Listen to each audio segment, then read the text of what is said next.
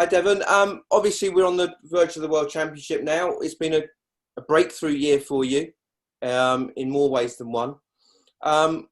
Just explain to me how important it is to you, the fact that we're at the Ali Pali, and it's been a good venue for you in the past. You obviously kept your tour card there a couple of years ago, so you do have fond memories, but obviously that was last 16. You want to go to last one this year. Yeah, no doubt. I mean, Alexander Palace always a magical. It was the first time I obviously debuted on the PDC when I came over in 2010, played in the 2011 Worlds. Having the fans there this time, obviously after the year that we've had with no fans at events, we're going to welcome them with open arms and just grateful that the PDC and the government have come through to kind of offer this, because I think it's one of those things that Christmas won't be the same if you didn't have darts at the Alexander Palace with fans. So yeah, I think the PDC have delivered one of the biggest Christmas presents anybody could have imagined. Us as players, we embracing the fact, and like you said, also the Ali Pali I have fond memories. I've always kind of not always played well, but I've succeeded at the Alexander Palace, and it's helped me keep my tour card. I'm looking forward to it. This year is quite different. I come into it as a top 32 seed. Always, I was either a qualifier or qualify through the Pro Tour. But yeah, this year is quite different, and it's a new standard that I'm obviously seeing, and it's a testament to the hard work that I've put in post lockdown and I mean pre-lockdown and yeah, during lockdown as well. What do you regard as a successful Ali Pali this year? I know that's probably an obvious question to a certain extent, but you're being in the top 32, you've already made a large step this year. I mean, you can go and really, really change everything completely now, can't you? I mean, that's what the Ali Pali is. It's like buying a lottery ticket, isn't it?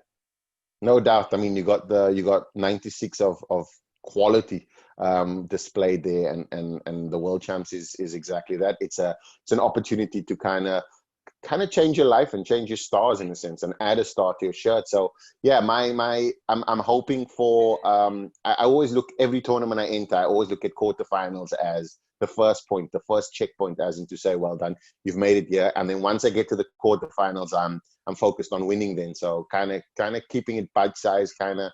But the first game at the Alexander Palace is always the edgy one. So getting through the first game would be a massive movement forward. But knowing now that I'm in the seed, so I'm gonna play.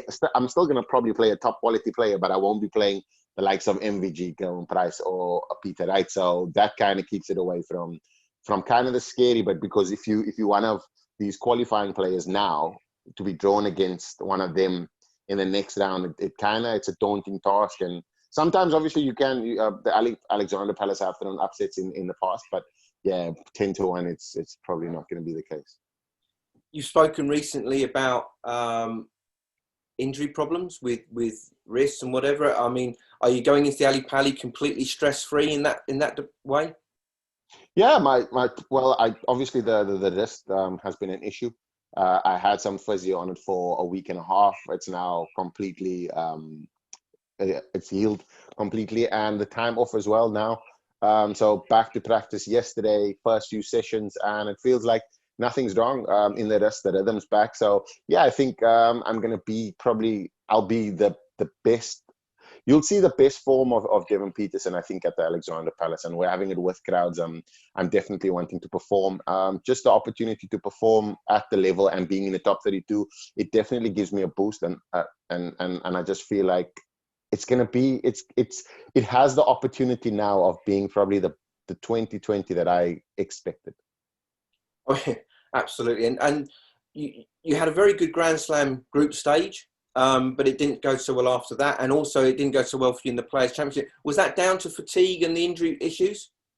Yeah, I think a lot of it was there was mixed feeling. Like at the beginning, I mean, when I played in the Euros, I got to the semifinals. Excuse me, I got to the semifinals, and that was still fresh, mentally fresh, not touring. I mean, not traveling a lot and all of those things. And then getting to the latter stages, I mean, we stayed in the bubble in Coventry, so. Yeah, I think fatigue played a part in it. I think the Grand Slam being in the debut and just my first goal, because at the Winter Series I started having the injury, or just before the Winter Series, and then it aggravated it. By the time I got to the group stage of the Grand Slam, My only goal was to qualify. I did not care if I qualified second or first because of the injury that I had. So me topping that group and really a group of death as well, because you had Peter Wright, world champ, you had Ian White and Dirk van Dijvenbode that has been playing well. So coming through that, I came up against a Damon Hatter that I think that if I pushed my normal game, it would have been a lot tighter, and I think I would have probably edged it. But yeah, kudos to him. He kept well, and then Luke Humphries had 3 phenomenal legs back end and at the Players' Championship. But that's kind of what you're kind of dealing with when you're playing at the elite level. So it's not always cut and dry. Like people can just snap on and 3 legs can change a game. So yeah, I think now where I'm at now, physically, mentally strong, the years behind me, and now we just look forward to the World Champs, which is for many people it's the end of a season, but for me it's the start of a season. And also what we've spoken about is the fact that this Christmas you have the 3 wise men behind you in Phil Taylor, Colin Lloyd and Wayne Mardle. Just briefly, what does that bring? What do they bring to the party? I mean, they bring different skills to you. Yeah, I mean, like everybody knows, Wayne Mardle comes with a technical aspect of the game and keeping everything kind of mentally ready. And then you got Colin Lloyd for mental preparation before game. And then Phil Taylor, obviously, with the enormous skills that he have, being the greatest of all time, playing the sport and winning this Alexander Palace, the World Champs trophy. I mean, 16 times. I mean, there's nobody that can compare. So having him in my corner and kind of just coach and kind of coaching me through different moments in the game before I even get to those games is a feather in my cap. So yeah, I'm happy to have the 3 wise men, and hopefully I can deliver as a star. Well, listen, we wish you all the very best, the Ali Pally, Devon, and thanks for your time. Cheers a lot, Phil. Keep well.